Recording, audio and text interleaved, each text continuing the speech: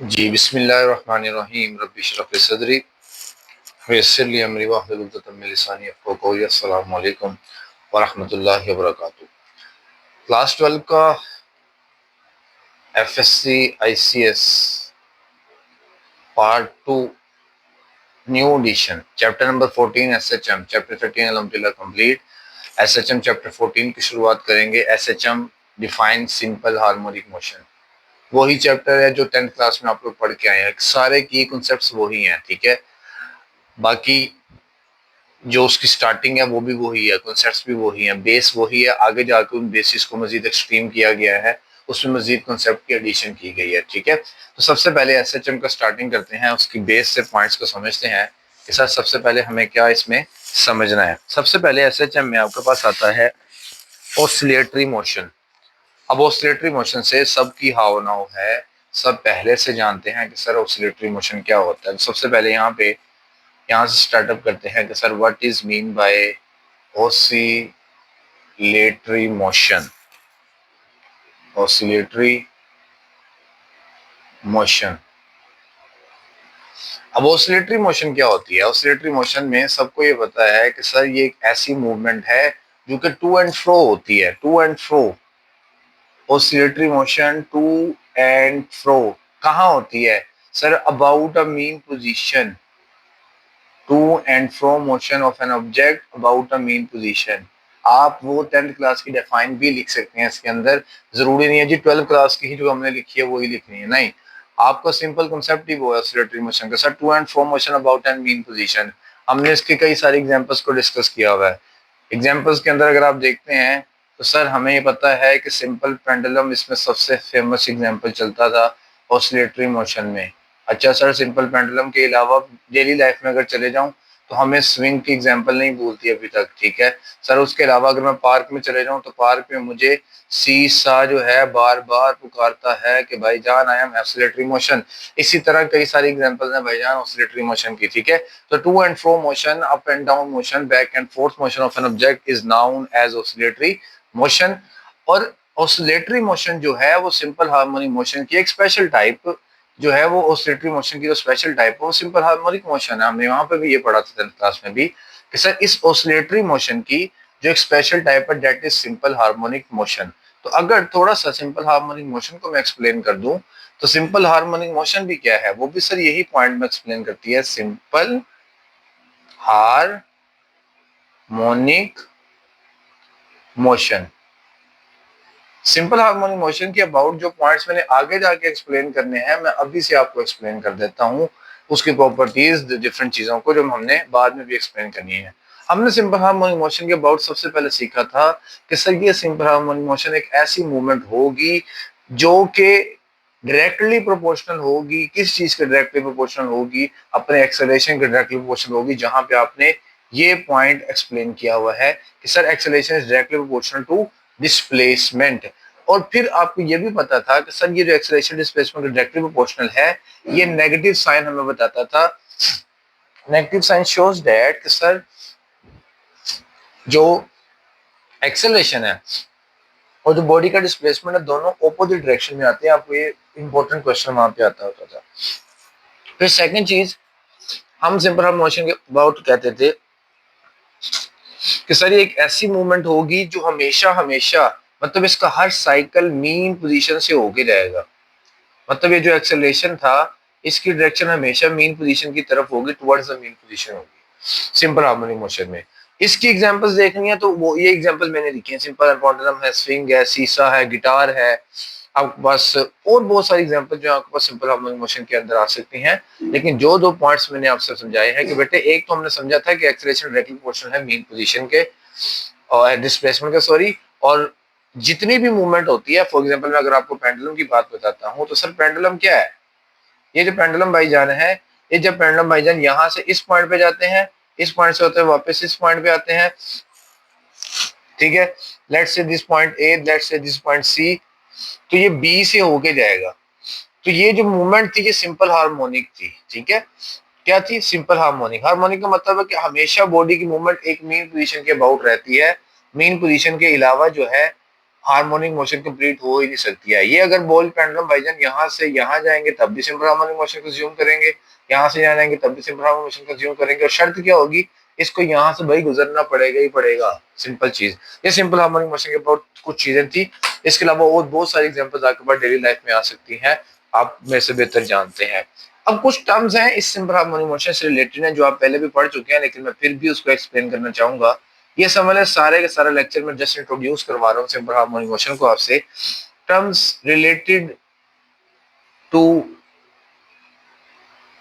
S H और फिर M, sir वो टर्म्स जो एस एच एम से रिलेट करती हैं सिंपल हार्मोनिक मोशन से। इसमें सबसे पहले मैं आपको डिफाइन करवाना चाहूंगा विद द नेम वाइब्रेशन। हाँ जी, वाइब्रेशन क्या होती है बुजुर्गो?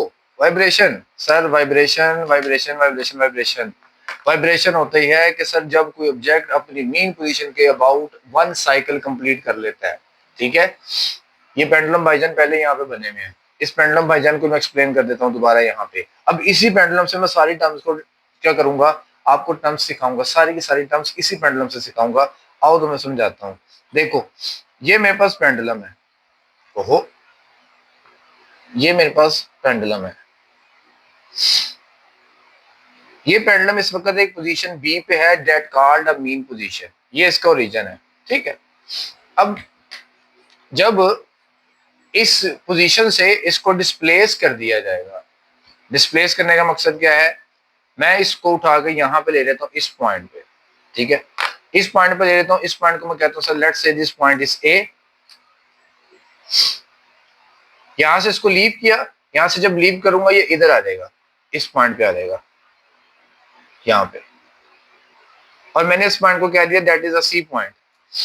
अब वन वाइब्रेशन कब कंप्लीट होगी सर, जब आपके पास पेंडुलम जो है वन कंप्लीट साइकिल करेगा अबाउट इट्स मीन पोजीशन। और वन कंप्लीट साइकिल कब होगा, जब जहां से इसको रिलीज किया है ये यहां से यहां जाके वापस इधर आ जाए, इसको घुमो इधर, sir it attains one vibration. या सेकंड डिफाइन में हम ये कह सकते हैं कि सर एक्सट्रीम पोजीशन से एक्सट्रीम पोजीशन पे वापस आने तक का जो सफर है या जो पॉइंट है उसको वाइब्रेशन कहते हैं। मतलब ये एक्सट्रीम पोजीशन थी, इस एक्सट्रीम पोजीशन से पहले इस एक्सट्रीम पोजीशन पे गया और वापस इस एक्सट्रीम पोजीशन पे आया by travelling mean position, mean position से होते हुए, तो सर इसको हम कहते हैं वन वाइब्रेशन। आप कोई भी डिफाइन लिख सकते हैं वाइब्रेशन की, आपको छोटे छोटे डेफिनेशन के तौर पे क्वेश्चन पूछा जा सकता है।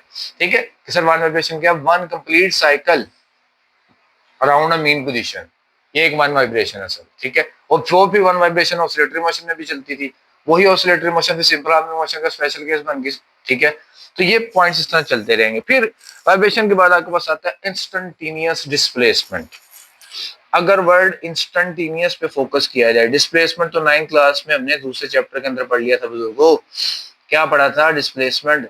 डिस्प्लेसमेंट हमने पढ़ा कि भाईजान shortest distance between two points, ये डिस्प्लेसमेंट पढ़ा। सर इंस्टेंटेनियस क्या होगा? इंस्टेंटेनियस के जरा इंस्टेंट पे तो फोकस करें। इंस्टेंट, इंस्टेंट का मतलब है अचानक। जैसे हम छुट्टी मना के बैठे थे, अचानक मैसेज आ गया कि कल स्कूल जाना है, इंस्टेंट इंस्टेंट हो गया। हम कहीं जाने लगे थे, अचानक मेहमान आ गए, इंस्टेंट हो गया। इंस्टेंट का मतलब है भाईजान अचानक, किसी चीज का अचानक हो जाना, अचानक अचानक। ठीक है, ये है जी इंस्टेंटेनियस डिस्प्लेसमेंट। अब यहाँ पे डायग्राम पे समझाता हूँ तुम्हें। अब हुआ क्या, मैंने पहले आपको बताया डिस्प्लेसमेंट क्या है कि सर डिस्प्लेसमेंट एक्चुअल में shortest distance between two points है। मतलब सर यहाँ से यहाँ तक जो डिस्प्लेसमेंट एक्स है, यहाँ से यहाँ तक डिस्प्लेसमेंट एक्स है। अब जब आपकी बॉडी इस ट्रेवलिंग में थी, मतलब यहाँ से यहाँ जा रही थी, यहाँ से यहाँ जा रही थी, आपने अचानक किसी भी पॉइंट पर डिस्टेंस देख लिया, किसी भी पॉइंट पे डिस्प्लेसमेंट देख लिया आपने, किसी भी पॉइंट पे। मैं कहता हूँ सर मैंने इस पॉइंट पे देख लिया डिस्प्लेसमेंट, ये बी और ए में किसी भी पॉइंट पे, या सी और बी में किस, मतलब इस पूरी जर्नी के किसी भी पॉइंट पे मैंने डिस्प्लेसमेंट देख लिया, इसको मैं एफ का नाम दे लेता हूँ, that is sir instantaneous displacement. कि होल द जर्नी में इंस्टेंट डिस्प्लेसमेंट जो आप चेक करते हैं किसी भी पॉइंट, उसको हम कहते हैं इंस्टेंट डिस्प्लेसमेंट। आप इसी तरह इंस्टेंटेनियस स्पीड पढ़ते होते थे कि भाईजान आपकी कार ट्रेवल कर रही है, कार ट्रेवल कर रही थी, करती करती करती आपने अचानक देखा कि सर स्पीडोमीटर क्या शो कर रहा है, स्पीडोमीटर शो कर रहा था सर जी 100 की रीडिंग्स, ये इंस्टेंटेनियस स्पीड है। इसी तरह इंस्टेंटेनियस डिस्प्लेसमेंट है। मैं कहता हूँ कि सर यहाँ से यहाँ के या यहाँ से यहाँ, मतलब इस पूरी जर्नी में कहीं पे भी अगर आपने कोई डिस्प्लेसमेंट देखा ऑब्जेक्ट का कि यार कहाँ पे था इस वक्त, मतलब ये घूम रहा था, घूमता घूमता घूमता, मैंने कहा यार यहाँ पे देखूं क्या डिस्प्लेसमेंट है। तो ये जो आपको यहाँ पे देखना है भाईजान, आपका फॉल्ट है, आपने इंस्टेंटेनियस डिस्प्लेसमेंट को डेवलप किया है, तो ये बेटे इंस्टेंटेनियस डिस्प्लेसमेंट आ जाएगा। इसके बाद थर्ड पॉइंट चलते हैं, इंस्टेंटेनियस डिस्प्लेसमेंट के फौरन बाद नेम्ड एज एम्पलीट्यूड, जो कि डायरेक्टली रिलेट करता है भाईजान एम्पलीट्यूड के 10वीं क्लास में भी पढ़ा है, फिर पढ़ा देते हैं क्या। ये डिस्प्लेसमेंट समझ आ गया, shortest distance between two points. Amplitude क्या है? एम्पलीट्यूड है जी maximum displacement from mean position, आपकी इस मीन पोजीशन से ऑब्जेक्ट का जितना मैक्सिमम डिस्प्लेसमेंट, ऑब्जेक्ट यहाँ पे है, ये इसका मैक्सिमम डिस्प्लेसमेंट है, एक्स नॉट से शो करते हैं। यहाँ पे इसी तरह ऑब्जेक्ट कहीं यहाँ पे है, मीन पोजीशन से जितना ज्यादा उसका डिस्टेंस है, जो उसका डिस्टेंस है मीन पोजीशन से, सर उसको हम कहते हैं maximum displacement of an object is known as amplitude, या the displacement from mean position is known as amplitude. Sir जितना ज्यादा इसका मैक्सिमम डिस्प्लेसमेंट होगा उतना एम्पलीट्यूड होगा, जितना मैं ज्यादा जोर से वाइब्रेट करूंगा गिटार की स्ट्रिंग को उतना ज्यादा वो वाइब्रेशन अच्छी तरीके से होगी, जितना ज्यादा जोर से इसको मारूंगा लैपटॉप पे जाए, ठीक है। तो एम्पलीट्यूड क्या sir? Maximum displacement from its mean position होता है, ये बच्चे को निक्के निक्के बच्चों को पता है, एक्स नॉट से शो करते हैं, डिफरेंस करने के लिए लिखा है। इसके बाद अगर आप देखें एम्पलीट्यूड जो कि हो गया खत्म, आगे बात कर दी फ्रीक्वेंसी ने अपनी, कि मैंने भी तो डिस्कस करो ना। फ्रीक्वेंसी क्या कहती है सर? फ्रीक्वेंसी कहती है कि भाईजान आपने ये जो वाइब्रेशन एक कंप्लीट की है, अंदर टाइम लगा है ना, ये एक वाइब्रेशन को कंप्लीट करने में जो तुम्हें टाइम लग रहा है ना, मैं वो हूँ फ्रीक्वेंसी, जिसको आप कहते हैं number of cycle, the time required to number of complete, नहीं, number of cycles per second, ठीक है, number of vibrations per second, कि भाईजान ये जो एक साइकिल यहाँ से यहाँ तक गया इसको टाइम लगा है। तो फ्रीक्वेंसी जो है वो कहती है कि सर मैं हूं number of vibration divided by time, known as frequency. कि जितनी number of vibrations by time देखते हैं आप, वो फ्रीक्वेंसी कहलाती है, number of cycles, number of vibrations, कुछ भी कह सकते हैं हम लोग। कि भाईजान मैंने कहा जी ये फॉर एग्जांपल लेट कंसीडर, ये पेंडुलम को मैंने यहाँ से लीव किया, ये ए पोजीशन से लीव किया, ये एक दफा यहाँ से यहाँ गया, इसकी एक वाइब्रेशन कंप्लीट हो गई। मैंने कहा जी इसने ये 20 वाइब्रेशंस की हैं, कितनी वाइब्रेशंस की हैं भाईजान? आपने नहीं हिलना, तमीज से बैठे। कितनी वाइब्रेशंस की हैं बुजुर्गो? 20 वाइब्रेशंस की हैं। टाइम कितना है? मैं कहता हूँ जी 10 सेकंड लगे हैं। लो हो जी 10 सेकंड लगे हैं तो 2 हर्ट्ज फ्रीक्वेंसी आएगी। ये तो सबको पता फॉर्मूला इसका, हर्ट्ज यूनिट है, फ्रीक्वेंसी नंबर ऑफ वाइब्रेशन पर सेकंड, सिंपल चीज थी। इसके बाद इसी से फ्रीक्वेंसी से फर्दर मोर एक important concept named as angular frequency, angular frequency. कि सर बताएं एंगुलर फ्रीक्वेंसी क्या होती है? अब एंगुलर फ्रीक्वेंसी को बताने की चीज है, बंदा पूछे, चलो बता देते हैं।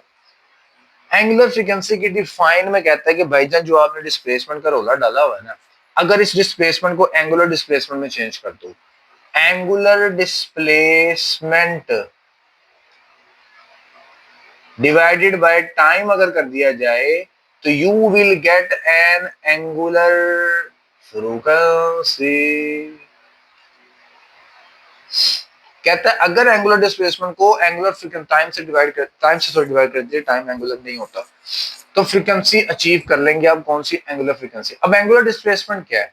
एंगुलर डिस्प्लेसमेंट ये है कि देखें जब आपका ये पेंडुलम यहां से यहां जा रहा था, चलो बहरहाल दोबारा बना लेते हैं डायग्राम, काफी ज्यादा मैंने इस पे वर्क कर दिया। सर ये ऑब्जेक्ट जब यहाँ से यहाँ जाएगा, यहाँ से यहाँ जाएगा, तो it creates an angle theta. ये जो थीटा है ये इसका एंगुलर डिस्प्लेसमेंट है, सिंपल। तो ये थीटा रहेगा, डिवाइड करेंगे टाइम से, equal to omega, omega equal theta over t, omega equal to क्या रहेगा जी? Theta over T.